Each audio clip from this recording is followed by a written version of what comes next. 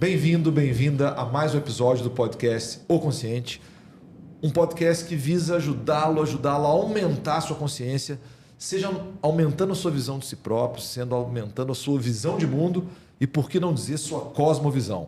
Hoje a gente está com Paulo Araújo, um profissional maravilhoso, uma pessoa super querida. Ele é formado em ciência da computação, migrou para marketing e gestão, foi consultor por 7 anos em mais de 30 empresas, dentre as maiores do Brasil, e há 18 anos trabalha como executivo na área da saúde, já tendo passado em empresas como Novartis, Probiótica e Cristália. Paulo, para começar, você forma em ciência da computação, mas vai para marketing e gestão. Por que está dando mudança profissional? Bem-vindo. Muito obrigado, Ari. Um grande prazer estar aqui, uma honra. A mudança, né, ela acontece porque o marketing é muito mais fácil. Ah, é? Quando você trabalha com sistema, você tem que entregar algo que funciona. E vai chegando no final do projeto, o negócio aperta muito. Então eu falei, bom, marketing, eu tiro um slide da apresentação, o pessoal esquece daquele tema e acabou, você passa por ele. Brincadeira, na verdade eu sonhava com a computação dos anos 80. Tá. E a computação mudou muito, ela ficou muito mais visual, ela ficou muito mais orientada para o usuário do que o desafio lógico que você tinha antigamente. E aí eu fui me adaptando, gostei da área de gestão, gostei da área de marketing, tem um lado meu que gosta muito de pessoas também, e aí acabei fazendo a migração. Você é uma pessoa incrível. Quando você me falou a primeira vez assim, no PowerPoint a gente mexe. Codar, não, né? Você não prepara da noite para o dia. Mas, enfim, você vai contar para a gente aqui... É como construir um prédio, né? O prédio está lá fisicamente, ele existe. Quando você trabalha com marketing e com gestão, você está trabalhando muito com ideias, com engajamento de pessoas. Então, você tem mais flexibilidade para poder adaptar a sua entrega, digamos assim. Sim, né? sim. Você, como consultor, vê muito bem isso. Gerenciar expectativas dos clientes versus o que você entrega. Às vezes você entrega uma coisa até diferente do que o cliente comprou de você e o valor percebido é maior do que aquilo que ele achava que ele ia receber. Né? Mas hoje a gente vai falar nisso, né, Paulo? Quando a gente passar a sua história. E consultoria não é fácil, né, cara? Porque a questão da consultoria é que, assim, o cliente geralmente tem um problema, porque você até pode mudar a apresentação no dia antes, não tem problema. Mas o cliente ele é muito atento se você aprofundou ou não, né? Então, se você chegar falando de maneira superficial, sem ter entendido o briefing, a dor do outro, cara... Sabe uma coisa que foi sempre dolorida para mim na consultoria e que depois eu aprendi que é meio que uma maturidade do projeto? Por que se você tem 30 dias, você vai ficar 25 dias sem chegar perto da entrega e no finalzinho ela se materializa? Se você tem uma semana, você vai ficar 5, 6 dias sem enxergar o que você vai entregar, no finalzinho a coisa se materializa. Existe meio que no inconsciente da gente, nessa coisa de entrar em estado de flow, que você vai processando todas as informações que você tem, você vai se aprofundando, e depois você forma um panorama, e aí você fecha o diagnóstico, você fala, poxa, se eu tivesse mais 2 dias, ainda ia ficar melhor ainda. Né? É um negócio... Às vezes o time não entende porque a gente às vezes marca uma reunião com o cliente para provocar isso. Depois a gente vai falar também de uma coisa bacana. Não sei se você já viu um vídeo, acho que é um TED sobre procrastinação. O que vai... Não é um que nunca terminaram? O cara começou a fazer e ficou procrastinando. Não sei, brincadeira. Não sei. É uma piada. Entendi. Deixa eu ver. Pois é. Era uma piada. Ela acabou nunca, né? Mas é incrível. Bom, aqui, né, Paulo, a gente sempre convida os entrevistados a seguir a lógica dos setênios. Então, para começar, 0 a 7 anos, onde você estava, como é que foi sua infância, o que você lembra dessa época do seu primeiro setênio? Minha infância foi bem colorida, assim, muita infância bem bacana, de revista, assim, eu acho. Eu sou de Barbacena, interior de Minas Gerais, sou seu conterrâneo. Centro do mundo. Centro do mundo. Inclusive, uma curiosidade interessante, né? A mãe do Ari foi minha professora de matemática. Eita. Quando eu estava lá na primeira, segunda série. E foi uma infância bem tranquila, de interior, com uma família muito presente. muitos valores. E interessante que eu fiz um primeiro curso de computação com 7 anos de idade. Ah, é? Eu já gostava do negócio. E foi... bom, quem está nos ouvindo não é de Barbacena vai falar assim, putz, agora que nós não estamos entendendo nada mesmo. Mas na Avenida Bias Fortes tinha um prédio que tinha cursos de computação. Eu lembro que eu fiz ali o curso de Basic. Era o prédio da RS Móveis, tinha Isso, a Fênix. Isso. Eu fiz vários cursos na Fênix também. Mas aí na cidade você estudou o quê? Na cidade eu fiz Basic. Basic também. Que é uma linguagem que é mais próxima da linguagem natural, né? Tá. Então ele ajuda a gente a traduzir. É bem próximo, a gente chama de... Quando você estuda computação, você faz algoritmo. Tá. Essas linguagens são próximas de um algoritmo que é uma tradução ali muito próxima da linguagem natural. Uhum. Hoje em dia, a gente fala com inteligência artificial que o computador entende linguagem natural. Hoje, ele entende o que você quer. A gente costuma brincar em computação que o computador não faz o que você quer, ele faz o que você manda ele fazer. E aí as coisas dão errado porque você está pedindo errado. Entendi. Só que você tem que chegar num nível de detalhe muito preciso, né?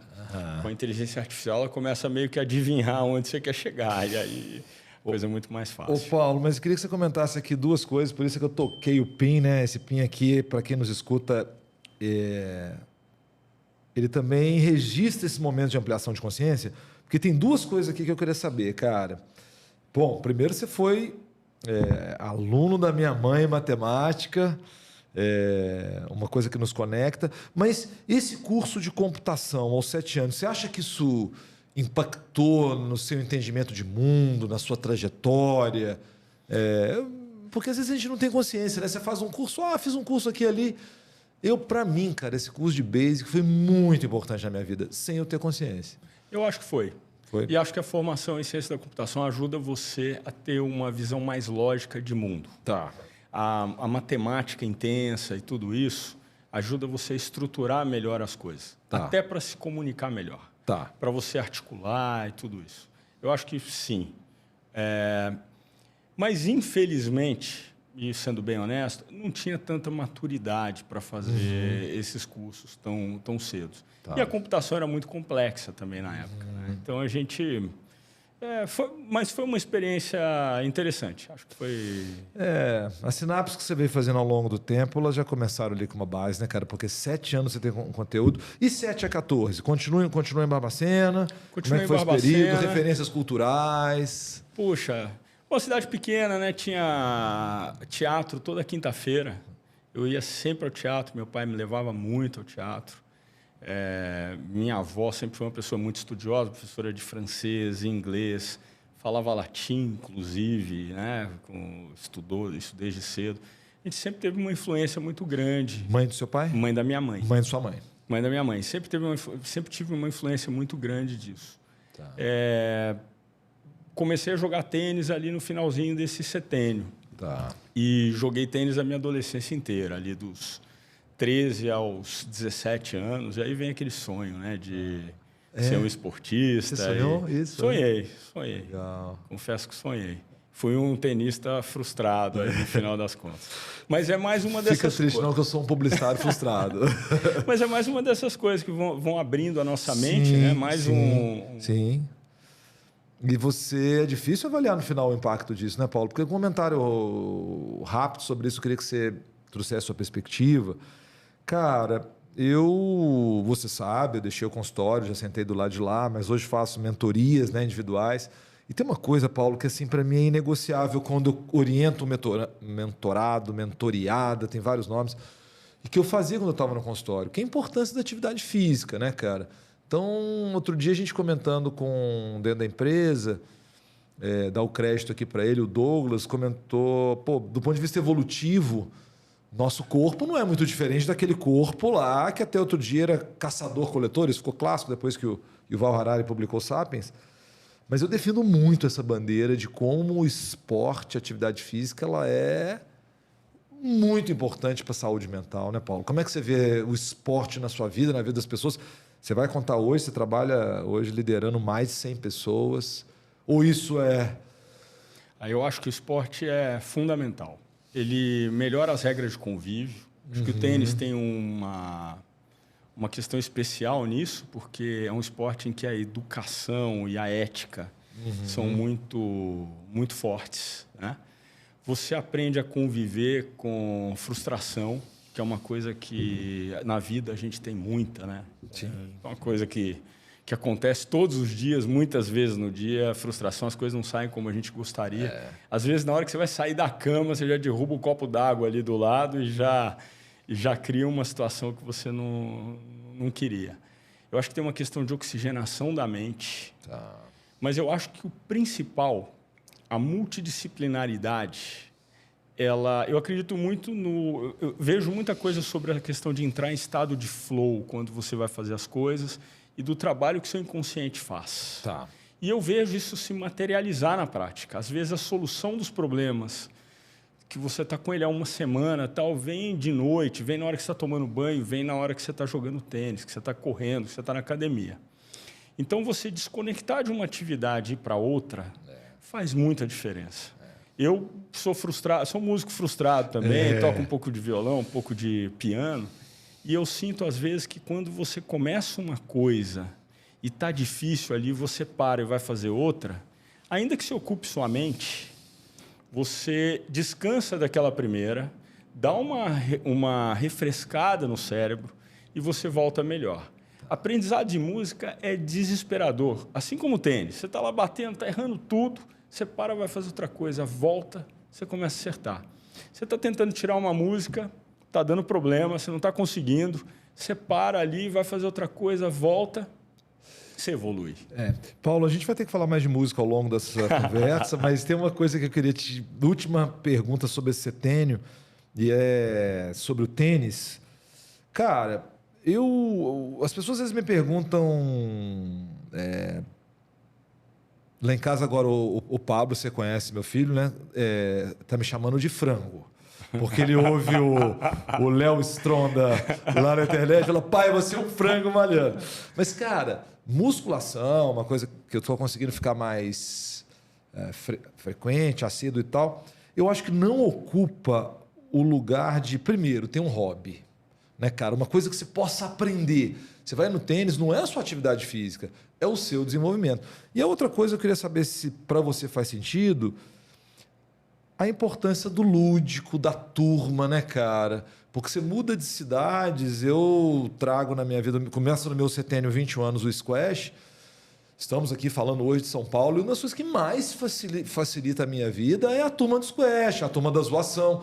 E uma turma que demora 2 anos para você descobrir o que a pessoa faz profissionalmente. Ninguém está interessado nisso. O que vale ali é a brincadeira, é a zoação. Ou no tênis não tem isso, porque o tênis a galera é um pouco mais formal que o squash. Como é que é? É formal, coisa, né? Mas tem a mesma coisa. Eu acho que o squash também tem uma ética de esporte muito importante. O let no squash, né? Quando você vai bater em alguém e a pessoa fala, para o ponto, vamos voltar. Isso. E é uma coisa que você pode pedir a qualquer momento. Né? Então, isso é uma...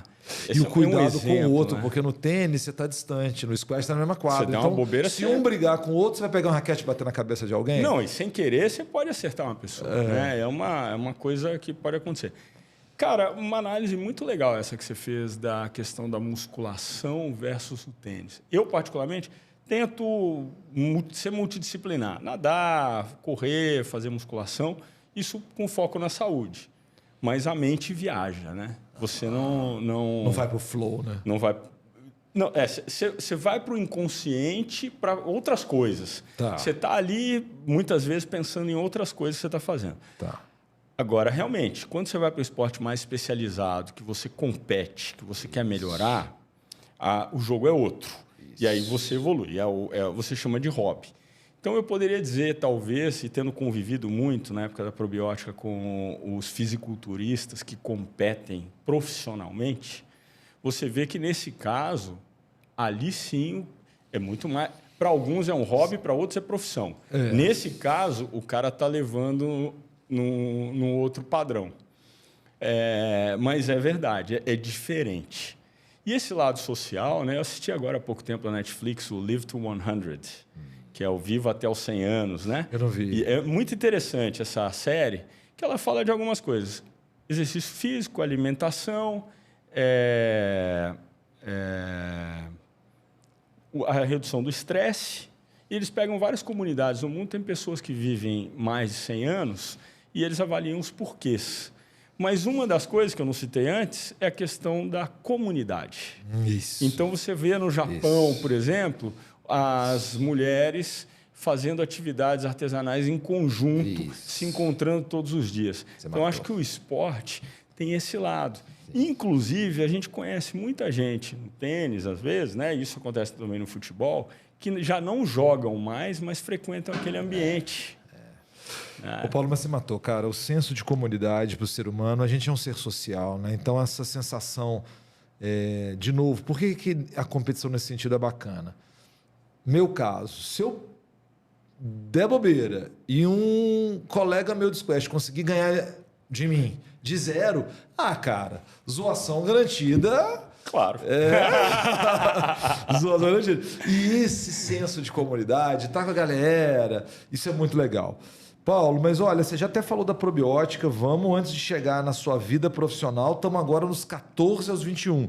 Queria saber como foi, etc. E aqui sim, né, cara? Aqui acontece a escolha profissional. Muito tênis. Cheguei num ponto de pensar, poxa, monto uma academia de tênis, vou fazer educação física. Olha. E eu não sou muito das biológicas, não. Mas pensando em ser um empresário dessa área, montar uma academia de tênis, investir um pouco nisso e tal, porque a nossa cidade era muito carente disso na época. E fazer computação. E aí eu acabei optando pela computação. Eu gostava muito de matemática, realmente biologia não era a minha vocação. Minha mãe foi boa professora? Foi muito boa professora. Inclusive, foi determinante, né? Porque eu acho que a base... A base de um aluno... Eu acho que bons professores no início da escola, eles despertam interesse pelas matérias.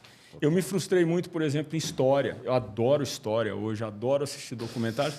Na época, não me interessava nada, porque eu realmente não gostava dos professores que eu tinha. O Pablo, né, meu menino mais novo, voltando a falar dele, não gostava de história, cara. Quando ele, no 2º grau, teve a oportunidade de fazer aquele currículo que ele teve que, no 2º ano do ensino médio, já escolher a área, né? Então, por exemplo, ele fez matemática, mas não estudou física e química. Aquele currículo, para quem está nos ouvindo e não conhece, chama IB, né? International Bachelor.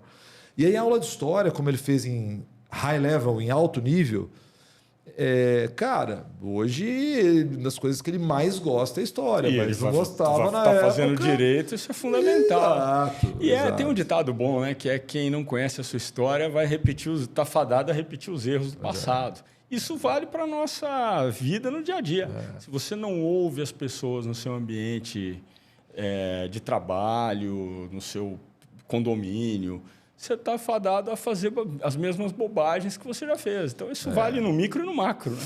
Vale. E assim, um parênteses rápido para a gente voltar, né? Quando a gente fala da aprendizagem, cara, eu fiquei 30 anos sem andar de ônibus depois que eu saí de Barbacena, né? Comprei meu Unozinho lá em 99, mas voltei. Você sabe disso, a gente lançou o livro, para quem está nos ouvindo a primeira vez, Um Novo Jeito de Ensinar e Influenciar Pessoas.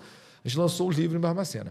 Na volta, o ônibus parou na rodoviária de São João del Rei, que é uma cidade universitária hoje incrível, né? E tem lá uma estante daqueles livros, aquele tipo de livraria, que você pode pegar um livro e levar embora, né? É como se fosse isso tem muito no metrô de São Paulo. Essas bibliotecas, leve um livro e deixe outro aqui, se você quiser.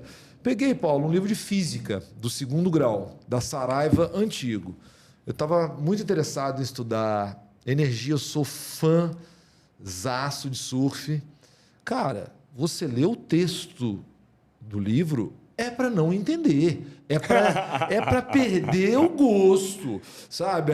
Em vez de contarem uma história, você já percebeu o que faz um surfista daqui e dali. Então, você tem diferentes tipos de energia. Então, é muito ruim isso da educação, né? Ou seja, poderia ser muito mais fácil, né? Se a gente contasse boas histórias, mas enfim. Bom, você citou o seu livro, que é fantástico, né? E do ponto de vista de aprendizagem, tem um pedaço aí que é o storytelling, que você conseguir materializar as coisas.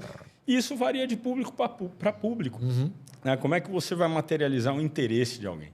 Falta essa visão prática da escola para a realidade e falta a didática. Eu acho que isso é um negócio que nossa escola vai mudar muito daqui para frente. Brilhante, Paulo, brilhante. Essas são as duas questões. E agora a gente começa, né? Storytelling, aí a gente...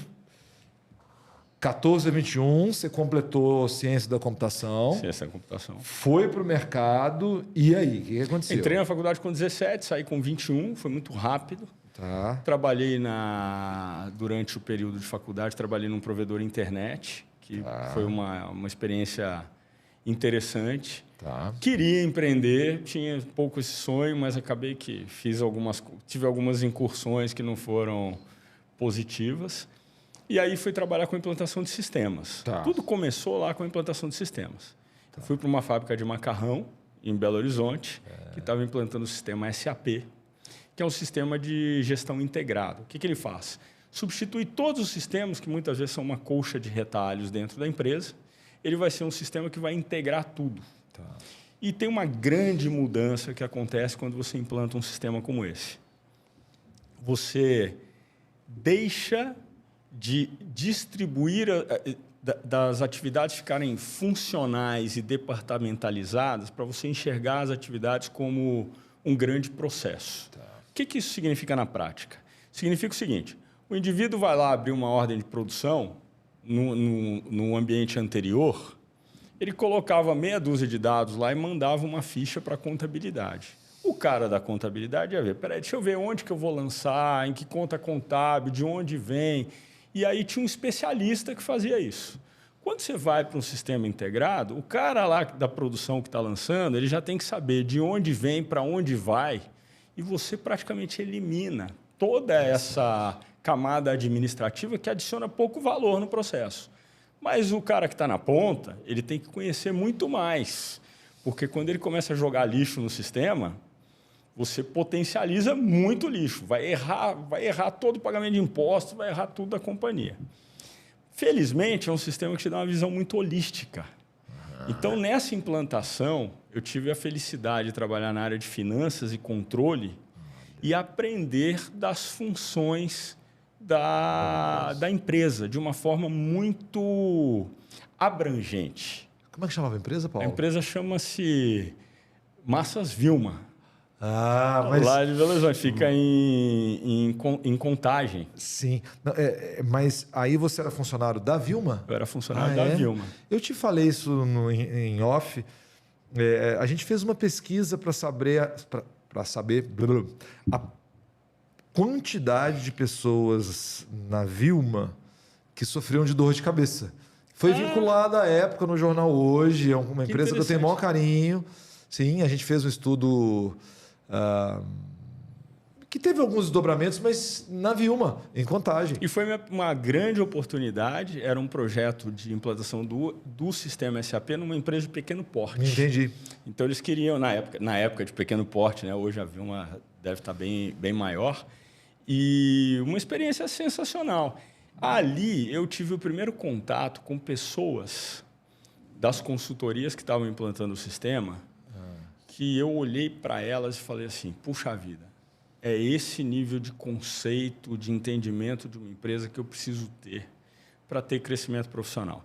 Isso mudou um pouco a chave na minha cabeça de ser uma pessoa de sistema, que já não era aquele dos anos 80, como eu falei antes, que desenvolvia e tal, mas que só implantava um sistema. Então, o desafio lógico era menor, mas o entendimento de empresa era muito maior. Essas pessoas me inspiraram muito. Tá. E eu tive a oportunidade de conviver com a parte conceitual, de coisas que são fundamentais para a gestão de uma empresa. Então, metodologia de custeio, como funciona uma área de controle dentro de uma empresa, quais são as práticas de venda que você precisa ter para uniformizar sua política comercial dentro do sistema. Então, são coisas que eu comecei a vivenciar ali. Eu falei, eu quero trabalhar com esses caras, eu quero absorver. E aí, voltando atrás hoje, falando, que curso você faria se você fosse... Eu iria para administração ou marketing, com certeza, porque é aí que eu me encontrei. Você se encontrou. Agora, você traz muito uma palavra E estamos... Daqui a pouco você vai contar. Estou acompanhando seu currículo aqui, que ele é longo.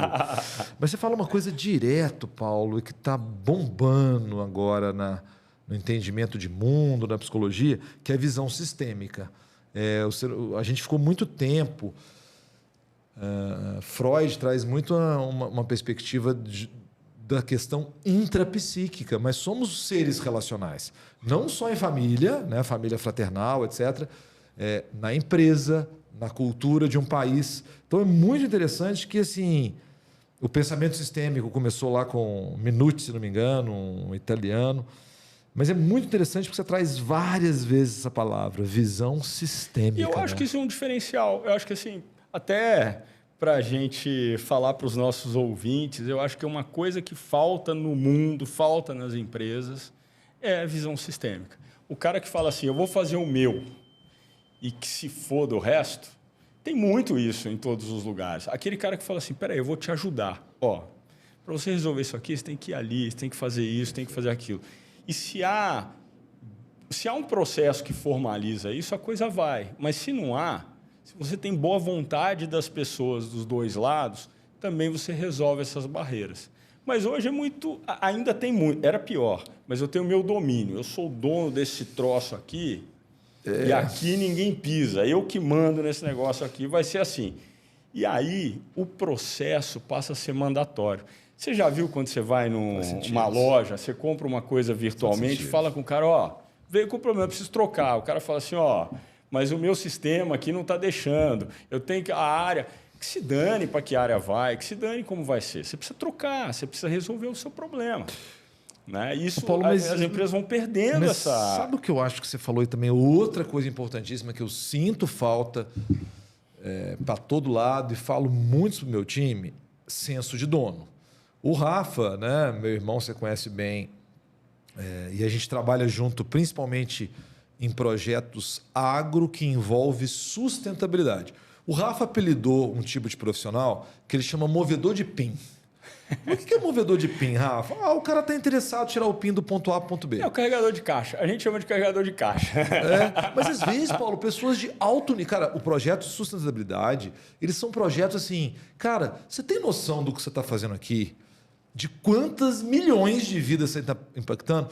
Então eu vejo, sabe, Paulo, não sei se você tem essa sensação, sentindo um mundo que é muito...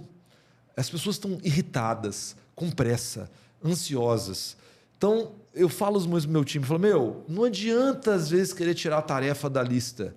Pelo contrário, tem tarefas que vão durar muito tempo. Mas essa visão de todo... Tem uma coisa que eu acho sensacional, que é o seguinte. Minha esposa briga muito comigo, porque ela fala que eu reclamo de tudo. Tudo. O pessoal fala assim, não, para de reclamar da vida que você vai ser mais feliz. Não, eu acho que eu vou ser muito mais feliz reclamando da vida. Porque eu tenho uma coisa que eu acho que as pessoas deveriam ter mais, que é espírito crítico. Tá. Quando você tem espírito crítico, agora, você tem um espírito crítico bom e um espírito crítico ruim. O espírito crítico ruim é o que você está falando aí. Eu quero tirar uma tarefa da lista, eu vou na marra lá, faço de qualquer jeito e tiro, porque a minha crítica é em ter aquela tarefa da lista.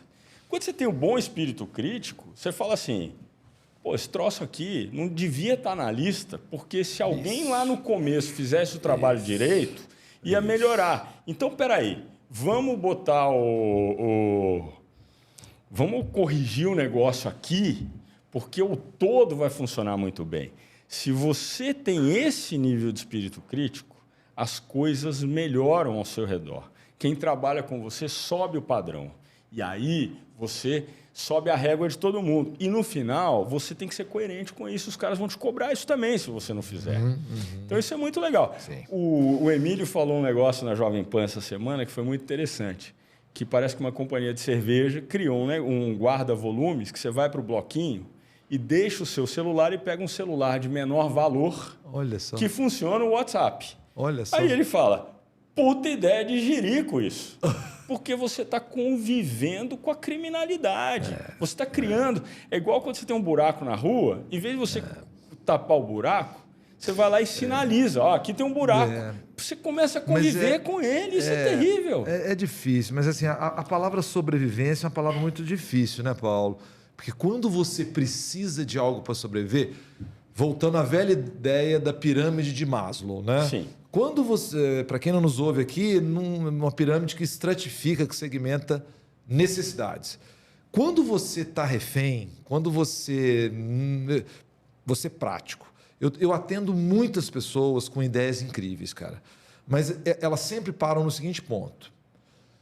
Você tem capital o suficiente para deixar a atividade que você faz hoje e abraçar essa que você está sonhando?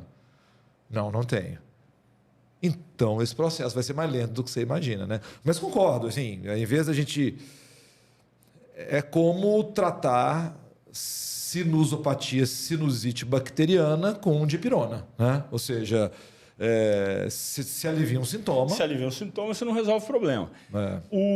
E você tem nas empresas... Aproveita, Paulo, mas entra aqui, você está falando de empresas, porque nós estamos no setênio de 21 a 28, né? Eu estou vendo que além da Vilma, consultando aqui minhas anotações, você já vai para a Siminetics e para uma empresa que você fala muito, cara, que é... a Peppers e Rogers. Então, te devolvo a palavra aí nas empresas, porque... Mas vou tocar num tema que você tocou aí, que eu acho que é muito interessante, que é a pirâmide de Maslow, as pessoas precisam disso, né? Sim. E muita gente abraça um trabalho como uma coisa mais nobre, uma carreira, e busca um desenvolvimento. E muita gente abraça um trabalho como uma coisa que eu faço das 8 às 17 e é só para subsistência e acabou. E aí volta a visão holística, volta a visão do todo, de falar assim, poxa, eu tenho uma carreira, eu tenho uma possibilidade, eu vou fazer isso dessa forma. Não tem... Você vai para os países mais civilizados, né? Desenvolvidos. A priori. Né? Você vai para os países mais civilizados, você vê uma vida, muita gente levando a vida dessa forma. Sim. Tem uma condição de vida muito melhor. Né? Mas você vê também que a meritocracia é muito mais recompensada. Sim. Então, as pessoas que conseguem ter essa visão mais ampla vão ter um desenvolvimento de carreira, uma compensação financeira maior. Mas essa questão, talvez com a renda universal, em algum momento, essa coisa se resolva. Eu concordo muito com você, porque você sabe, eu já falei isso aqui várias vezes no ar, para quem está chegando pode ser novidade, mas ao morar um ano na Holanda... Para mim, a Holanda, ela vive, na verdade... Eu dividia... Quando eu fazia consultório, eu atendia com um terapeuta que foi o primeiro a me falar a seguinte frase: você está indo para um país pós-capitalista. Na época, eu não entendi. Cara, na época que eu fiquei na Holanda, 2015 para 2016, eles já não gostavam mais de... O estilo de decoração já era minimalista. Então, hoje... As cafeterias, do jeito que elas estão ficando hoje, é o que os holandeses já faziam. Mas o que é diferente lá? As necessidades básicas estão atendidas. Então, você não precisa preocupar. Na hora do seu trabalho, se dedique, as pessoas são intensas, elas te cobram isso, mas você não precisa virar uma epopeia, tudo...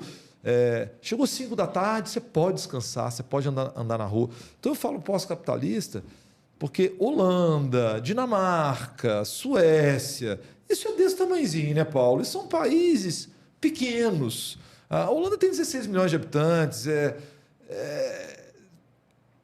Eu digo isso, antes de você voltar no seu raciocínio, porque lá na Holanda eu perguntava sempre para os expatriados de cada país, como é o seu país?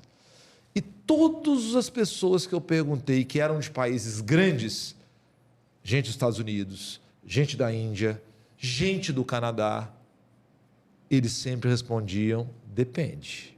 É complexo, né? Paulo... Vários estratos, né? Vários países dentro dos países. Exato. Não dá para você fazer uma comparação que não é paramétrica. As pessoas não dá para você pegar uma cidade do interior do estado lá dos Estados Unidos e Nova York. Exato. Não é generalizado. Quando você vai para a Holanda, já é mais uniforme, né? E assim, você está falando, pega o mundo todo, né? E eles também tiveram problema agora. Mas onde está o mundo ideal, né? Onde é que está o lugar perfeito? Agora, de toda forma, o que a gente deseja, isso acho que é senso comum, que a gente não tivesse, né, cara, esse medo que o brasileiro tem de teve 2011, aquela época de ouro, a gente achou que a gente ia, e agora a gente está sempre assim, né, Paulo? Nunca vem essa segurança, essa... E agora eu acho que vai ficar mais difícil. Bom, vamos falar de uma coisa fácil, então.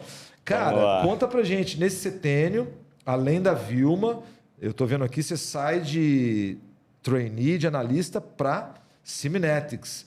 E depois, Peppers Rogers. O que aconteceu nesse setênio aqui que tem bastante causa aqui, né? A primeira etapa foi materializar o que eu gostaria. Aquelas pessoas que eu apreciava muito o trabalho lá na Vilma, eu consegui trabalhar com elas. Que legal. E foram 2 anos sensacionais. Muito bacanas. E aí eu comecei a fazer uma pós em marketing e tive convivência com um colega que trabalhava no Peppers Rogers e tive a oportunidade de ir para lá. Aí eu separo a coisa... E que não é uma empresa de pimenta, né? Não, não é. É uma empresa... Você da Pepper Rogers... Eu tive a felicidade. A Siminetics, ela tinha uma associação com o Kaplan e o Norton que escreveram o Balanced Scorecard. Então, a gente fazia muitos projetos de planejamento estratégico. E o Link, também a gente fazia seleção de software, redesenho de processo para implantação de software. Então, Paulo, põe a tecla SAP aí e fala de novo para nós o nome do livro para a galera entender. Chama Balanced Scorecard. Desculpe. O livro é o livro Balanced Scorecard, que eles criaram um conceito. Não tem versão em português. Não né? tem versão em português. E a empresa, a associação com a Siminetics, ela se chamou Balanced Scorecard Collaborative. Ela até mudou de nome um período e ela representava esta empresa lá fora, que era a Balanced Scorecard Collaborative, era a empresa do Kaplan e do Norton, e eles representavam ela aqui no Brasil. E depois o Peppers Rogers, ela foi uma empresa fundada nos Estados Unidos pelo Don Peppers e pela doutora Martha Rogers, que são escritores e que escreveram o conceito do marketing 1 a 1. Olha que interessante. Que estava, naquele momento, sendo muito viabilizado pela tecnologia, de você conseguir fazer personalização em massa. Os websites estavam começando a surgir de uma forma mais... você tinha uma mecânica por trás deles, você tinha os motores que faziam com que o website personalizasse em massa. Ô Paulo, esclarece uma coisa para nós desse ponto. Primeiro, super legal que você fala da Siminetics fazendo o que a gente chama hoje, e é muito comum, de collab, né? Ou seja, empresa A às vezes se articula com a empresa B. Não, não é bem isso. É planejamento estratégico mesmo. O Balanced Scorecard é uma metodologia que ajuda a empresa a definir o seu planejamento estratégico, mas definir uma forma principalmente de mensurar se ela está evoluindo. Então, eu lá como empresa, eu falo, eu vou entrar nesse mercado, vou fazer isso, vou fazer aquilo, vou fazer aquilo outro. Tá bom. Como é que você vai medir isso? Como é que você vai medir se está dando certo? Qual que é a penetração de mercado que você precisa ter? Financeiramente, você está trazendo a margem que você deveria ter? O seu desenvolvimento de pessoas está acompanhando e está suportando, apoiando essas iniciativas que você vai ter? Então, é nisso. Mas a Siminetics, como pessoa jurídica, é um ente independente. Ela não se associou com ninguém, não. Ela se associou com essa empresa do Kaplan e do Norton, na época, a BS Call, que era a Balanced Scorecard Collaborative. E depois eles se separaram. Então, mas ela foi a representante no Brasil. Houve um collab, então, nesse sentido. Houve um collab, sim, desculpe. Houve um collab nesse sentido. Paulo, mas agora eu queria que você comentasse alguma coisa técnica, cara. Se eu pudesse indicar alguém para receber o título de doutor honoris causa, seria o JP, que junto com o sócio criou a Hotmart. E ele fala, cara, que tivemos 3 revoluções na internet. 1997, 2004, ele chama Web 1.0, Web 2.0 e mais recentemente a Web 3. Quando você estava falando, você falou assim, nesse momento começam a surgir websites, etc. E eu estou aqui olhando a minha cola, na Peppers Rogers, você pega todo esse período, né, cara? Você sai da Siminetics 2001, vai para Peppers Rogers e aí conta mais... Os livros foram escritos em 98, os livros dele. A internet surgiu lá em 95, 96. No Brasil, 95, 96.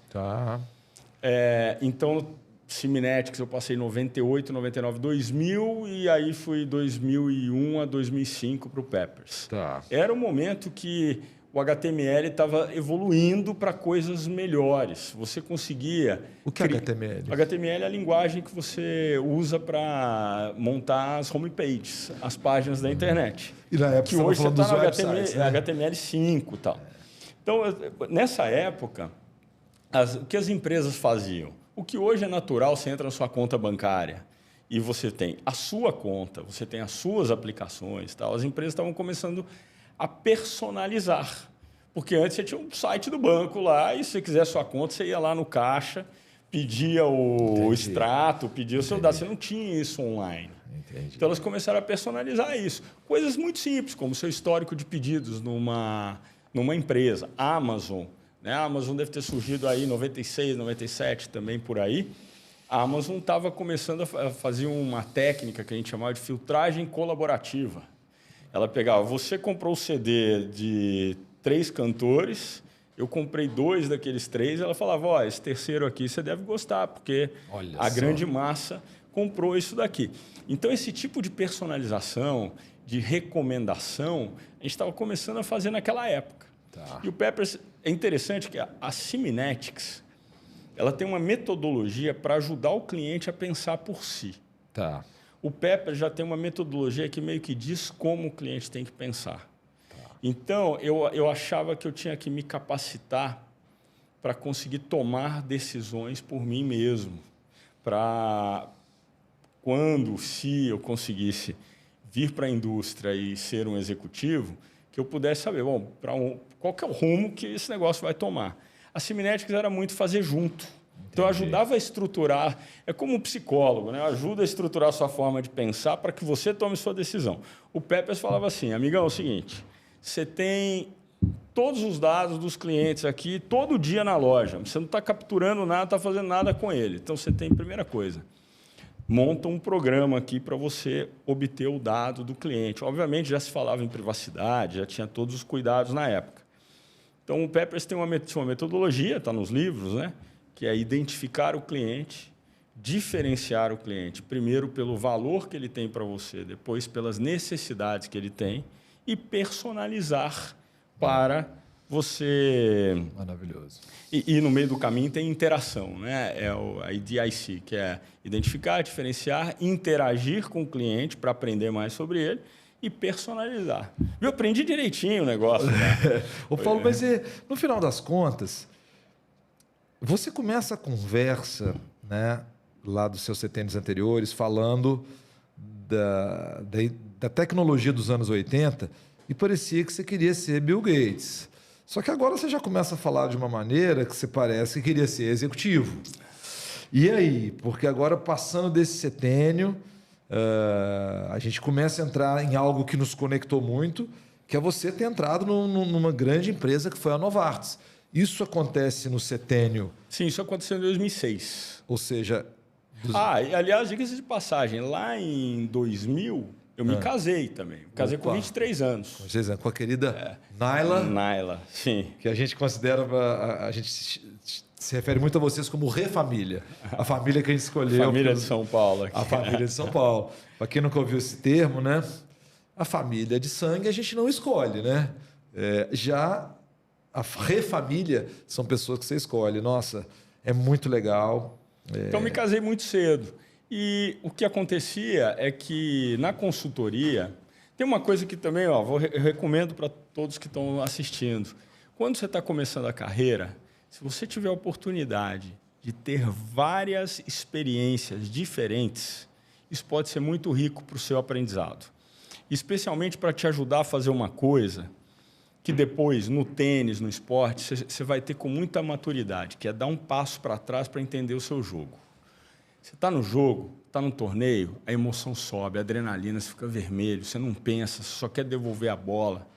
E aí é desesperador.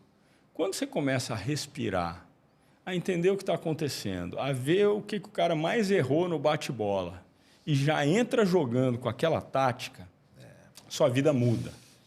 Quando você está no começo de carreira, é a mesma coisa. Quanto mais rápido você tiver esse clique e conseguir entender como é que a dinâmica das empresas funciona, você vai estar muito à frente dos demais. Que a gente está falando de novo, visão sistêmica, entendimento de um negócio, entendimento de como é que é a monetização daquela empresa, o que é relevante para aquele mercado, para aquele negócio. E nessas duas empresas eu tive a oportunidade de fazer projetos curtos, numa quantidade muito grande de empresas.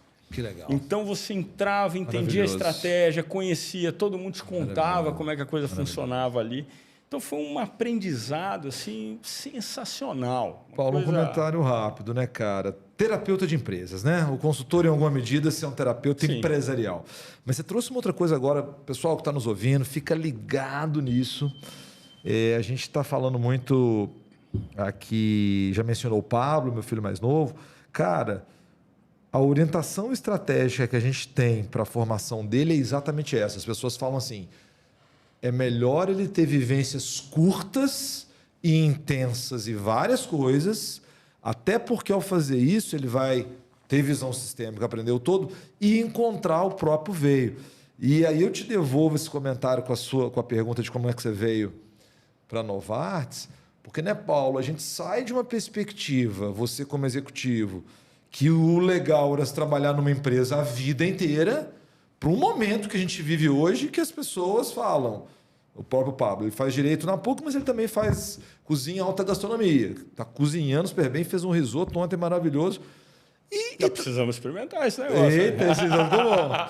Cara, e tá tudo aberto, né, Paulo? Mas incrível, cara, essa vivência que você teve nesses anos. E tinha uma visão, a minha entrada na Novartis foi um programa de fidelidade. Tá. A Novartis tinha o maior programa. Na indústria farmacêutica, a gente trabalha o programa de fidelidade como programa de adesão ao tratamento. Tá. Na verdade, é o seguinte, você quer que o paciente se beneficie do tratamento. Tá. Ele só se beneficia de um tratamento de um produto que ele usa. Então, quando você faz isso, você faz de uma forma muito ética. Eu não quero que ele compre mais do que ele precisa. Tá. Mas eu quero criar formas, seja pelo lado do acesso econômico, dele ter uma vantagem financeira para seguir o tratamento dele, seja pelo lado da educação, do relacionamento, qualquer estímulo que você faça para que ele siga o que o médico recomendou. Tá. E nisso a Novartis sempre foi muito ética, né? Uma empresa muito séria nesse sentido. Então, eles tinham o maior programa de adesão ao tratamento da América Latina, um dos maiores do mundo.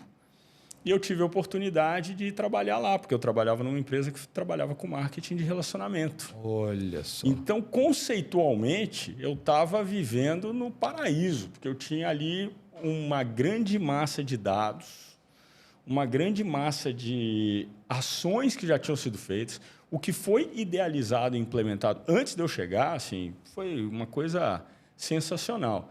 Então, era um grande desafio também sustentar esse nível de execução. Cara, e faz todo sentido, porque eu sentei do lado de lá da mesa, a época que você está contando aqui, eu ainda atuava clinicamente e fazia toda a diferença. Porque não adianta o trabalho do médico em doença crônica, não adianta você conversa com o paciente, você faz psicoeducação, se não tiver medidas de estímulo para mudança, inclusive comportamental, a coisa não acontece. Imagina, por exemplo, você complementar um tratamento de um paciente para hipertensão com um auxílio para uma dieta. Sim, ou alguma coisa nesse sentido. Né? Mais personalizado. Mas surgiu, Paulo, foi a gente acabou não mencionando, você faz ciência da computação em Belo Horizonte, vem para São Paulo na sequência. Como é que foi a entrada na Novartis? Você viu um processo seletivo? Alguém te falou? Foi um amigo? Fiquei sabendo, um amigo nosso em comum. Eu fui jantar um dia com um amigo em comum. Ele falou, poxa, estou precisando de uma pessoa, você não tem alguém para indicar? Eu falei, eu tenho. Eu mesmo. Foi o Luiz Alberto Bueno, grande amigo aí, ele era o recrutador da Novartis na época, ele era o gerente de recrutamento.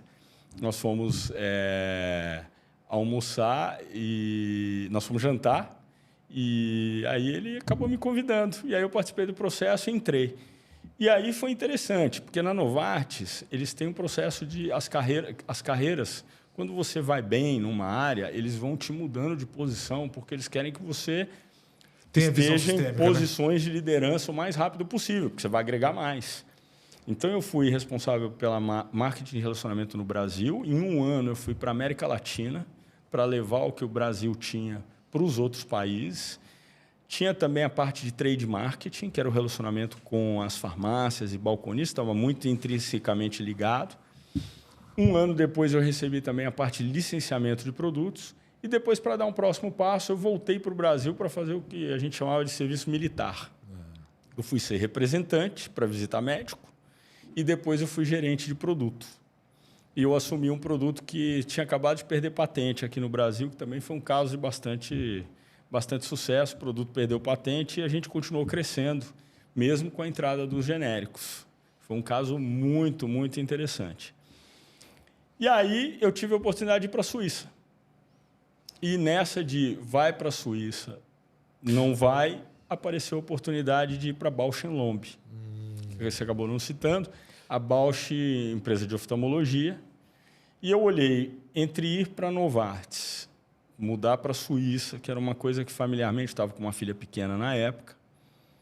A gente pensou bastante, eu fiquei um pouco assim. E lá eu teria uma posição interna. E eu fiquei com medo de... Eu era consultor a vida inteira. E eu continuei indo para a América Latina na Novartis como consultor. Tá. E eu não tinha tido uma posição de linha de frente. E aí eu acabei tendo uma oportunidade na Bausch + Lomb de dirigir a área de farma. Então, toda a venda de medicamentos ia ficar comigo. E isso era uma oportunidade de ter uma posição de linha de frente, de ser responsável pelo P&L da empresa, pelo DRE, né? Pelo demonstrativo de resultados. Tá. Isso é uma coisa muito importante para o desenvolvimento de uma pessoa. Em vários momentos, lá atrás, quando eu tomei a decisão de deixar a área do SAP para ir para a consultoria de gestão, eu tomei uma decisão por aprendizado. Na época, estava se pagando muito bem para um profissional de SAP. Financeiramente, não foi uma boa decisão, mas eu aprendi muito. E, nesse momento, quando eu deixei de ir para a Suíça, que seria um aprendizado pessoal muito interessante, eu tomei uma decisão pelo aprendizado de ter responsabilidade por um negócio. Paulo, mas vamos aqui para ajudar a entender cronologicamente o que aconteceu. Então, no setênio, 21 a 28, por network, né? Hoje é tão... todo mundo fala disso, mas você é um networker, né, Paulo? Quantas pessoas você conecta, com quantas pessoas você conversa sem um interesse inicial e que depois a coisa acontece. Mas essa sua passagem da Novartis, com esse todo o ciclo de aprendizado, acontece de 21 a 28. Depois disso, um pouco. Foi no meio do caminho. Eu entrei na Novartis, eu devia estar com 2006, 2004. Entrei em 2006, foi um pouco depois disso. Eu já estava com 28 anos. É isso que eu queria saber, porque uma coisa que eu vejo aqui na sua história, que você está me dizendo que mudou o jogo, você deixa... Eu estava com 30 anos quando entrei na Novartis. 30 anos. Então já é no próximo setênio. Já no próximo setênio. Eu sabia que tinha alguma coisa... Estava com 30 anos. O que você fala agora da Bausch + Lomb, que é bem característico, você virou diretor. Sim. Você virou diretor. E ao virar diretor, o jogo muda, né, Paulo? E na Novartis eu virei gerente. Sim. Que são coisas muito diferentes. Eu falo isso às vezes para as pessoas e é uma coisa muito difícil. Você dar esses saltos não é só você estar preparado. Você tem que achar alguém que vai te dar essa oportunidade. Tá. Isso não é brincadeira. É como se ser diretor-geral ou presidente de uma empresa. Você vê, às vezes, que tem um monte de gente que você fala, meu Deus, como esse cara está nessa posição. Mas como ele teve aquela experiência, ele se habilitou, digamos assim, e ele é contratado por outras empresas porque, poxa, o cara já foi diretor. Eu não vou dar oportunidade para alguém de dentro, eu vou contratar alguém com experiência. Entendi. Aí você traz aquele cara. Só que eu acho que isso é uma grande falha da maior parte das empresas, porque quando eu fui produto de ter sido privilegiado internamente, ser promovido várias vezes, especialmente na Novartis, é uma empresa que valoriza muito isso. Mas tem muita empresa que não valoriza e é uma pena, porque você perde a oportunidade de formar gente de dentro e você investe um cara só porque ele tem esse... Não quer dizer necessariamente que você vai ter um bom profissional. Entendi. Mas, sim, esses saltos são muito importantes. Quando você vira gestor e quando você vira diretor, a mudança do seu escopo de trabalho é muito importante. Tive um chefe na Valiant, que depois comprou a Probiótica, que depois comprou a Bausch Lomb, e que também era dona da Probiótica, já entrando... Deixa eu ajudar a galera, então, a se organizar. Setênio, já com 30 anos, você se torna diretor na empresa, né? Valiant Bausch Lomb. Sim. Valiant Bausch Lomb. E agora, essa mesma empresa, como é que você... A história é a seguinte, eu fui para a Bausch Lomb, Tá. A Bausch Lomb abriu capital, era essa a conversa, e a Bausch Lomb acabou sendo vendida para a Valiant. Entendi. E aí, nessa da Valiant comprar, a Valiant tinha comprado a Probiótica, que era uma empresa brasileira, e eu assumi a direção geral da Probiótica, que é uma empresa de nutrição. A Probiótica é uma empresa que vende whey protein. Sim. E derivados e vários suplementos, né? Principalmente... Que hoje em dia bomba esse assunto, né? Bomba esse assunto. E foi justamente no momento que estava mais bombando. Só que, por outro lado, é um mercado que tem muito pouca barreira de entrada. Tá. Então, o mercado foi de 13 empresas 30 anos antes para um mercado que tinha mais de 300 marcas nesse momento aí. Ô Paulo, e aqui eu vejo que você dá outro upgrade na história. Você já era diretor, né? Pela Bausch Lomb, mas você vira General Manager. Sim. Nem todo mundo sabe exatamente o que é um General Manager. É um passo além do diretor? Como é que foi isso aqui? É porque você acaba tendo todas as funções da empresa. Tá. Então, essa é a grande diferença. Eu, como diretor da unidade de negócios Pharma na Bausch Lomb, eu era responsável pela parte comercial. Tá. Eu era o que o pessoal chama de BU Head, né? De Business Unit Head, Head de unidade de negócio. Quando eu fui para a Probiótica, não deixei de ser responsável pela unidade de negócio de nutrição. Mas ali tinha todas as funções, não só comerciais. Entendi. Tinha as funções regulatórias, a função de produção, a parte de finanças, que se reportava para o corporativo, mas também se reportava para mim. Então, você passa a ter uma visão realmente completa da companhia. E você é responsável pela operação, né? Eu conheci uma General Manager, eu entrevistei ela no podcast, inclusive, a Mirângela, quando a empresa que ela trabalha, a Microport, que é uma empresa que fabrica stent, né? Para quem não é da área, essas molinhas que a gente põe no coração, ela conta da decisão dela de fechar a unidade que acho que funcionava perto dos Jardins para abrir outra. E ela foi a pessoa que foi lá e para negociar aluguel, etc.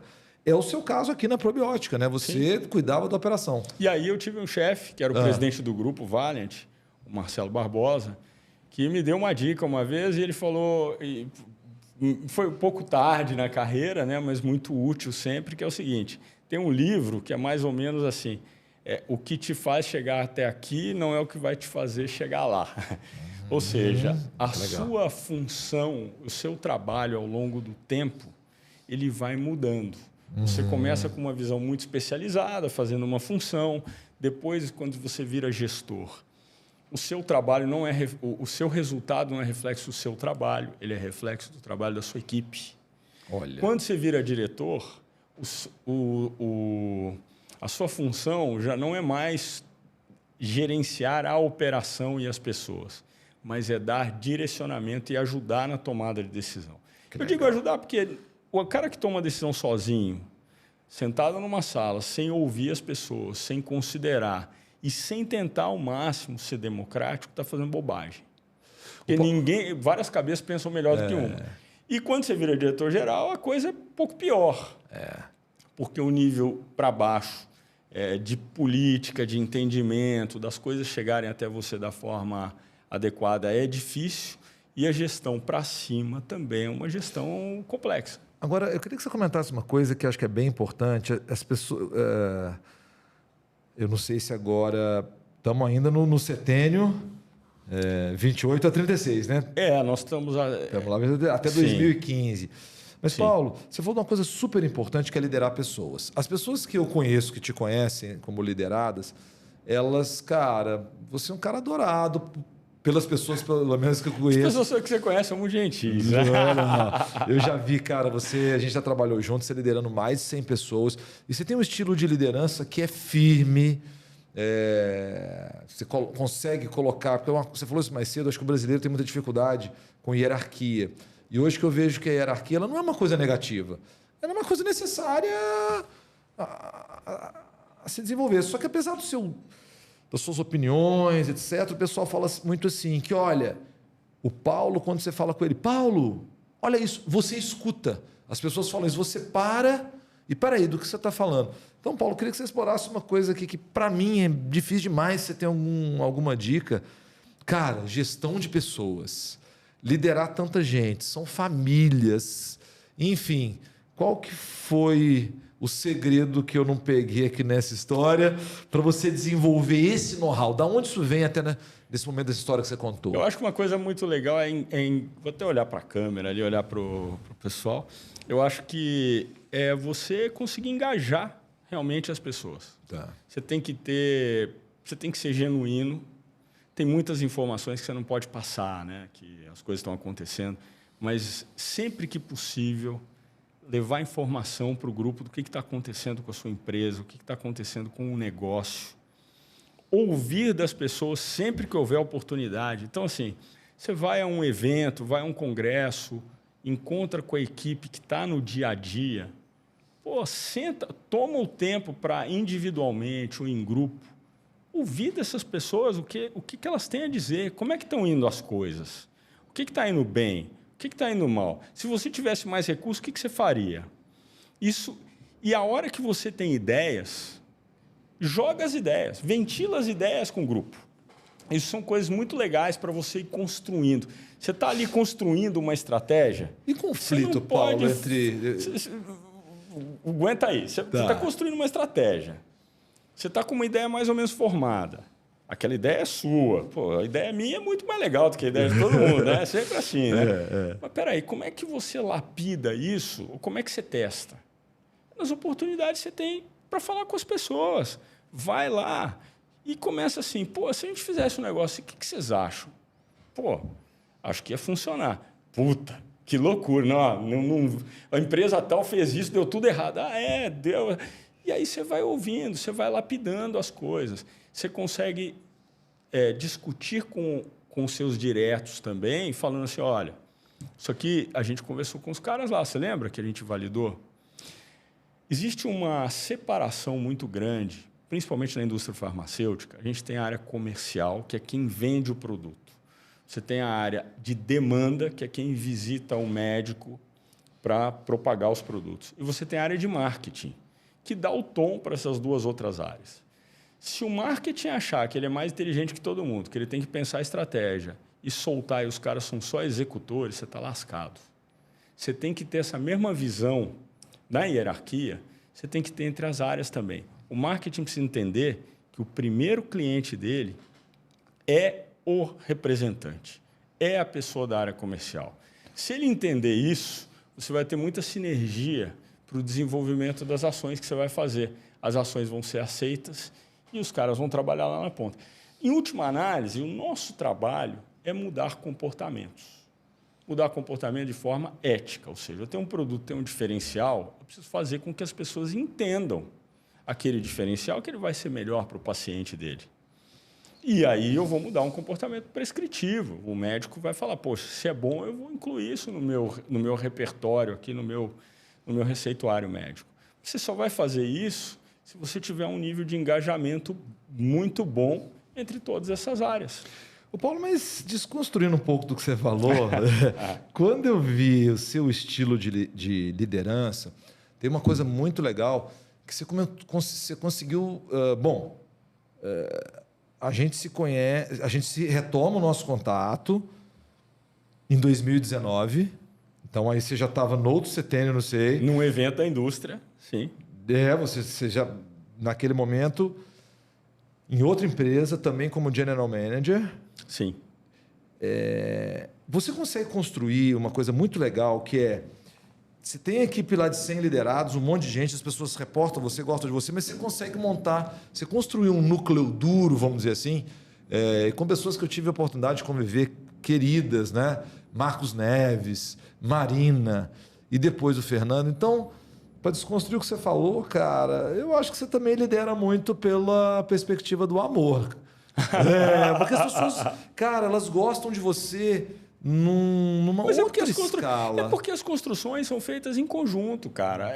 Isso eu acho que é uma coisa fundamental. Quando você está em discussão da construção de uma estratégia, resolvendo os problemas do dia a dia, não sou eu que estou resolvendo o problema das pessoas. Nós temos isso aqui, gente, como é que a gente sai dessa? Se a gente botar dinheiro nessa frente aqui, vai faltar para essa. O que é mais prioritário? Não sou eu que vou decidir. Está todo mundo com o umbigo no balcão ali, falando com a equipe o tempo todo e trazendo as perspectivas. Olha, mas se a gente fizer isso, poxa, é bom para o cliente, mas a equipe vai ficar puta da vida com a gente. Total. Pô, mas peraí. Então, não tem uma coisa que chega no cliente final que não passe pela equipe. Entendi. E essas construções em conjunto, elas favorecem muito isso. Outra coisa que eu acho muito interessante, assim, todas as empresas pelas quais eu passei, esse negócio de você vai para uma empresa, leva uma equipe, troca todo mundo, isso é uma coisa que não funciona. Eu vivenciei, no mesmo momento que eu assumi a última empresa, eu fui para uma empresa chamada Latino Pharma, que foi comprada pelo Grupo Cristália. Em qual setênio, Paulo? Isso foi 2015. 2015 eu estava com 29 anos. Opa, mudou de setênio. 29, Você deu 21, 28, setênio novo. Setênio novo.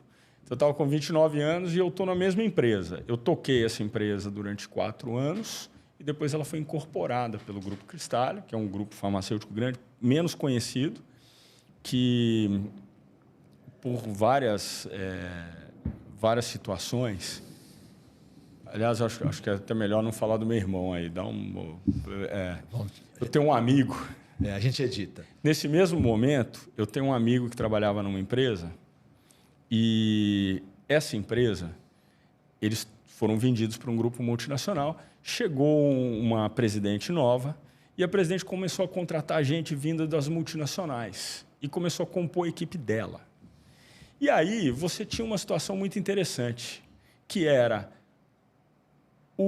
os caras que vinham de fora, que eram os gênios super inteligentes, e um bando de burro trabalhando na empresa. Só que aquele bando de burro, e eu estou sendo irônico aqui, é bom dizer para não ser mal interpretado, foram os caras que levaram a empresa até aquele sucesso e até aquele momento de ser vendida, e que sabiam rodar a operação. Quando você começa a trazer os caras de fora e endeusar o cara que é formado não sei onde, que fala inglês e não sei o quê, e detonar os caras que estão dentro da empresa, né? Você cria um problema.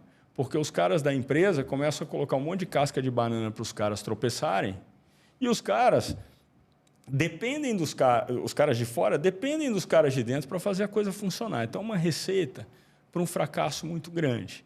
Então, eu tive a oportunidade de vivenciar em paralelo isso acontecer numa empresa que um amigo trabalhava.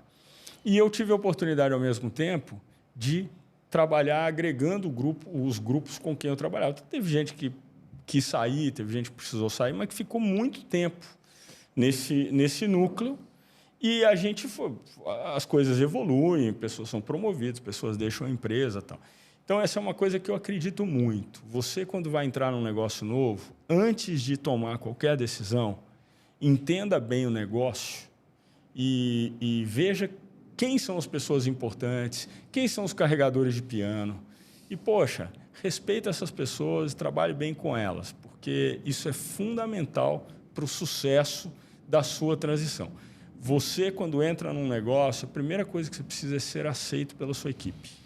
Isso é uma etapa fundamental. Paulo, mas olha, você foi num ponto agora delicado. Nós estamos, então, no seu setênio 29 aos 36 anos, né? Existe no meio corporativo, eu fui aprendendo isso meio a duras penas, porque como consultor, você está num projeto, o projeto está voando, e em determinado momento...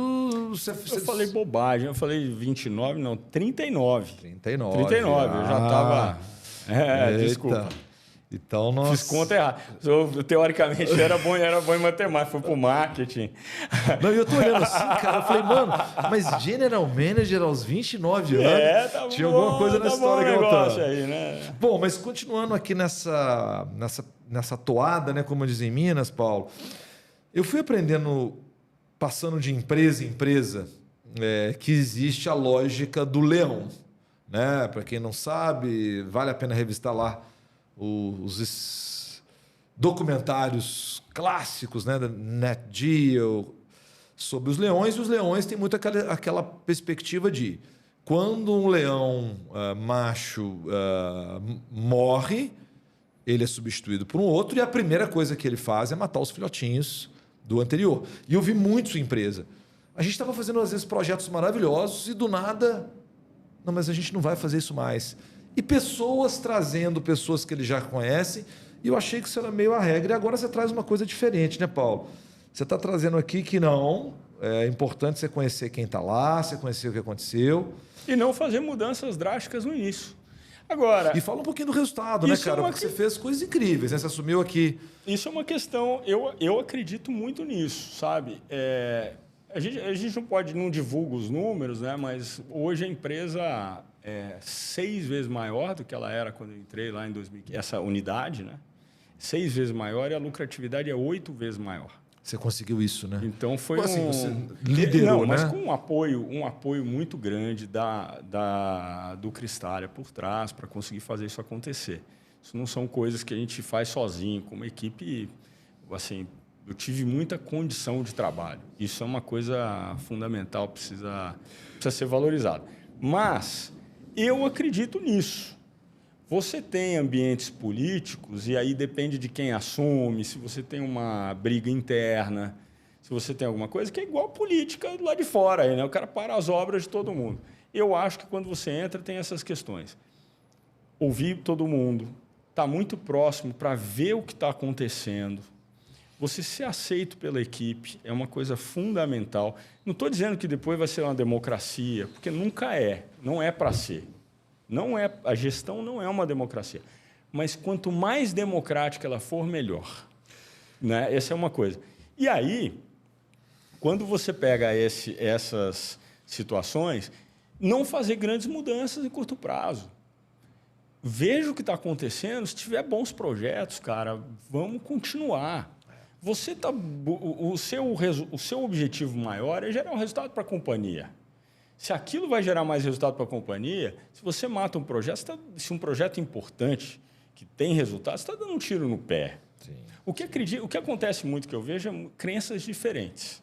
Uma pessoa acredita que o resultado vai ser feito aqui, ou vai ser feito ali, ou vai ser feito acolá, com alavancas diferentes. Então, o cara fala, eu não vou mexer nessa alavanca aqui, eu vou mexer nessa alavanca de negócio. Tá.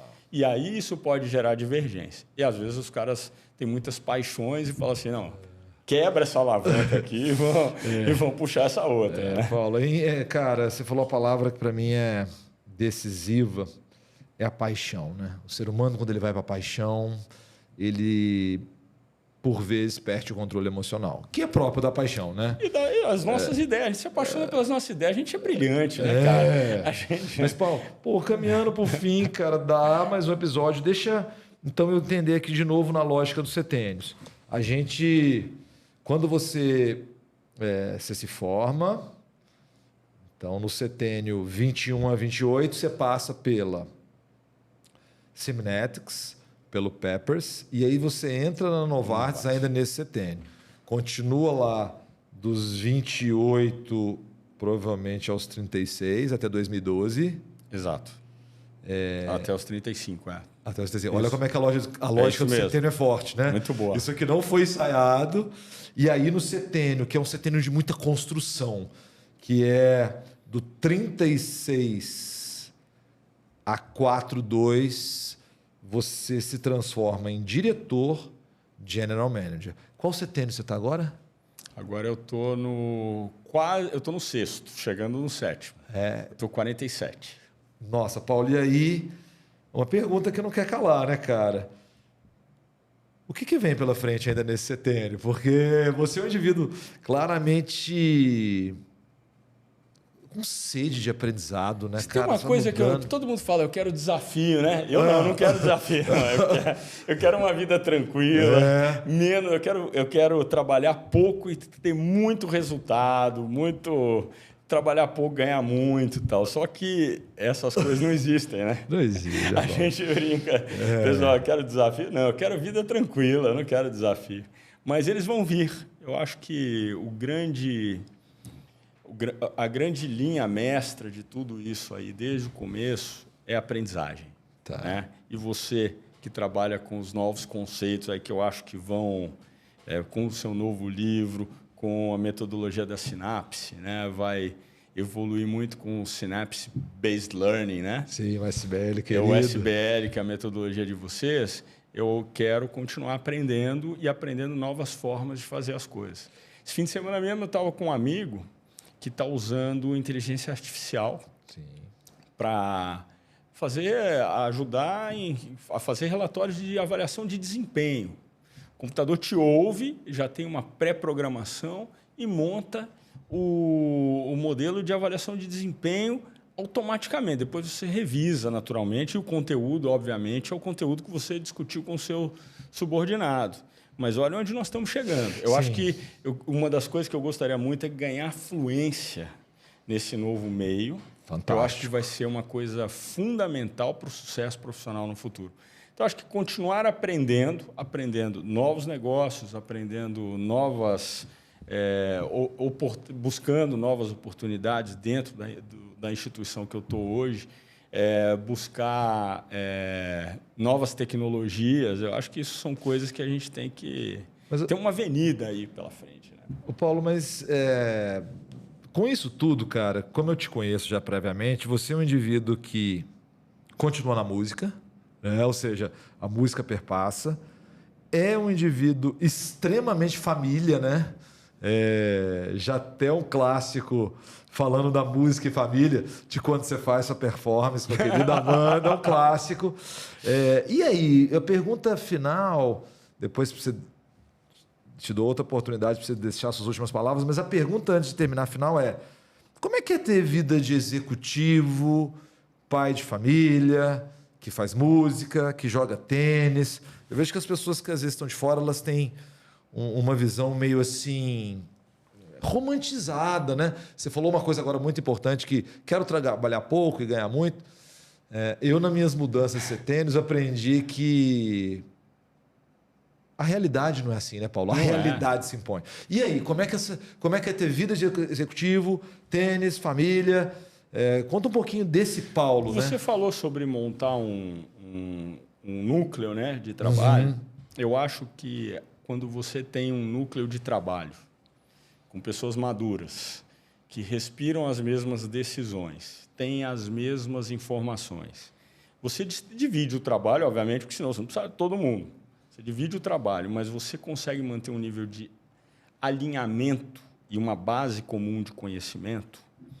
Você consegue tirar um elemento dali e as decisões elas vão seguir uma mesma direção por algum tempo. Tá. Então, com isso é o que eu entendo por delegação. Tá. É você criar uma base comum, um ambiente em que é melhor... Porque você tem dois ambientes. Um ambiente que você toma uma decisão, você vai apanhar por causa daquela decisão, independente de qual seja, e um ambiente que você toma a decisão e você vai ser recompensado pela decisão que você tomar, seja ela qual seja. Nós temos um ambiente, eu consigo, com a minha equipe, ter um ambiente em que as decisões são tomadas e a gente quando você não está acessível, você está de férias, se não for uma coisa muito crítica, toma a decisão, depois a gente resolve. Beleza, foi a decisão que você tomou? Foi isso? Assumiu o compromisso? Vamos bancar. Então, eu acho que esse mecanismo de delegação, e você ter esse core, compartilhando as informações, entendendo bem para onde a coisa vai, isso diminui muito a sua ansiedade, diminui muito a demanda por você, e você consegue ter esse tempo livre e deixar a empresa mais independente de você. Eu acho que todo executivo deveria ter isso, porque isso vai falar a seu favor. Se você sai da empresa, se você é promovido, se você vai ser demitido, ok, porque é um contrato de trabalho e não é nada mais que isso. Se o cara acha que você não serve mais para trabalhar naquela empresa, aquilo que você deixou é o seu legado. Você sair de uma empresa, a empresa desmoronar, não é bonito para o executivo, minha forma de enxergar. Então, eu acho que dá para equilibrar. É óbvio. Eu ouvi de um palestrante há pouco tempo chamado Thiago Concer, ele fala uma coisa muito legal, que é: se você não escolhe quando você vai se fuder a vida inteira. Então, quando você entra numa empresa, tem alguns momentos que você precisa estar presente, que você precisa se envolver muito, que você vai deixar a família de lado, que você vai ter que se doar para o negócio. Mas se você fizer isso no momento certo, na intensidade certa, e criar esse ambiente, isso vai ter um retorno pessoal muito interessante depois. Essa é a minha forma de enxergar. Humildemente aí. Agora eu estou entendendo por que você tem o zap mais rápido do Oeste. Né? Porque você responde zap sempre on time. Mas com a equipe também, né? Tem os dois lados. Porque a gente tem um grupo grande também que acaba... Mas você falou uma coisa genial, Paulo. E usa muito o zap, cara. Você vai criando isso, negócio... Aquele medo de falar assim, não, tem que mandar um e-mail. Você mandou por e-mail? Não, tem que escrever. Pô, cara, se a gente está num ambiente dinâmico, que as coisas estão mudando, que a comunicação é uma coisa fundamental, se a gente está alinhado... A pessoa do outro lado tem que estar tranquila de que, poxa, alinhou, cara. Eu não vou depois falar assim, pô, eu combinei com você um negócio, mas deu ruim, a culpa é sua. Pô, mas você falou uma coisa genial, Paulo, e talvez isso libere espaço na sua cabeça, na sua agenda, para estar presente nessas questões, que é um estilo de liderança que o que você colocou ali tem esse senso de colaboração, né, cara? Então, você fala uma coisa genial que é: eu não preciso estar presente o tempo todo. Se eu estou com essas pessoas... Se as tomadas de decisões são embasadas, se eu também errar na decisão e tiver que voltar, isso eu acho que é muito difícil de atingir. Os outros também não. Por exemplo, muitas vezes eu tomo uma decisão direta com algum direto da minha equipe e depois eu aviso o cara que eu tomei a decisão. Se o cara falar assim, meu chefe está me atravessando, cara, você também está lascando o ambiente. Pô, às vezes a decisão era melhor para tomar naquela hora, já tomei a decisão, já resolveu. O cara tem que olhar assim, pô, meu chefe já tirou um problema da minha cabeça, essa decisão não preciso tomar mais. Total. Numa boa. Se o cara ficar assim, porra, toda hora o cara vem aqui, atravessa, eu estou fazendo uma coisa, ele faz um negócio, aí você vai criando um ambiente ruim. Você também tem que se policiar, tomar cuidado para não fazer. Mas se tem esse espírito na equipe, isso também não vai doer para ninguém, né? Que legal. Paulo, te agradecer, pedir para você trazer suas últimas palavras. Você falou muito de criar ambiente e você fugiu dessa pergunta. O ambiente familiar, você falou muito estar numa boa. Me parece importante, né? Porque uma história toda com família, né? Você é um cara muito família. Então, eu queria te agradecer e pedir para você deixar um recado aí para quem também vive esse lado, né, cara? Porque você também é pai, você é filho. A gente gosta muito de brincar, né, Paulo? Quando a gente está em off com aquela frase do livro Arroz de Palma. Família, prato difícil de cozinhar. Mas longe da família, cara, mais difícil, né? Então, te agradecer e deixar aí para você o microfone livre, para você dar suas últimas considerações aqui nesse podcast. Poxa, obrigado. Eu acho que a família, ela acaba sendo uma coisa fundamental, é uma coisa que motiva muito a gente para fazer tudo que faz, né? Às vezes a gente desconta na família, às vezes não é uma coisa tão legal, você sabe, né? Carrega o ambiente corporativo também volta, mas tá aí, é um para-raio, a gente também é para-raio da família. Mas eu acho que tem uma coisa muito importante que a gente vai, ao longo do tempo, aprendendo, que é buscar construir coisas juntos. Então, eu acho que isso da mesma forma que você quer criar um sentido de equipe na empresa, na família também você quer criar um sentido de equipe. Senso coletivo. Um senso coletivo. Então, é assim, quais são as atividades, as afinidades que a gente pode potenciar? Vamos fazer tudo junto também? Não. Aí talvez até dê problema. Mas vamos buscar algumas coisas que a gente possa fazer juntos. Uma viagem, vamos exercício físico. Eu gosto de jogar tênis, a minha esposa não gosta, a minha filha também não. Mas correr, a minha esposa gosta. Então, quando a gente pode correr 2, 3 vezes por semana juntos, nos fins de semana, vamos fazer isso junto, então. Total. Viajou, não tem quadra de tênis, vamos para a academia junto, vamos correr. Vamos ver um filme? Vamos. Qual? Alguém vai abrir mão, mas vamos ver um filme que a gente possa ver em conjunto. Vamos assistir alguma coisa à noite. Eu estou assistindo a TV sozinho, eu vou ver uma coisa. Ela está assistindo, ela vai ver outra. mas a gente reserva aquela coisa que está na interseção ali. Brilhante. Para poder fazer em conjunto. Fazer junto. Isso acho que reforça. E quando você pode fazer a família inteira, melhor ainda. Então, eu acho que essas coisas, quando você busca, você está construindo um relacionamento. Então, é gostoso ouvir você falar das pessoas que você conhece, que trabalharam comigo, né? De dizer, poxa, os caras gostam muito de você e tal. É o mesmo que você cultiva na empresa, você cultiva na família, de buscar as afinidades. Você também tem muito isso com a Cláudia, vocês são uma família sensacional e a gente busca isso, né? Mas hoje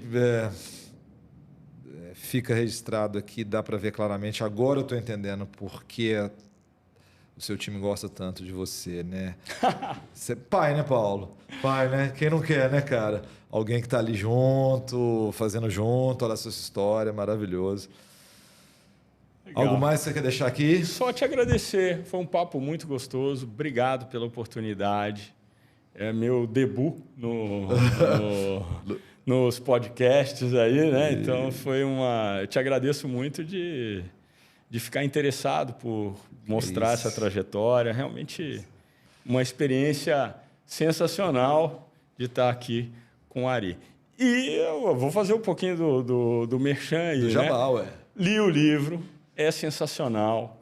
Eu acho que a metodologia de aprendizagem ativa da Sinapse é uma coisa que no mundo empresarial, para quem quer mudar comportamentos, e olha, toda indústria está buscando, todas as indústrias buscam mudar comportamento. Quando você tem um cliente que compra um produto concorrente e você quer que ele compre o seu, você quer mudar o comportamento daquele cliente.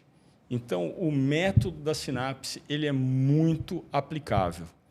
E agora, com as mídias sociais, né, a gente vê que você vai ter uma oportunidade, com inteligência artificial e mídias sociais, você vai ter uma oportunidade de amplificação disso. Fazer o que o Dom Peppers e a Martha Rogers falavam lá atrás, da personalização em massa, de uma forma mais profunda. Digamos, talvez, a mudança de comportamento em massa.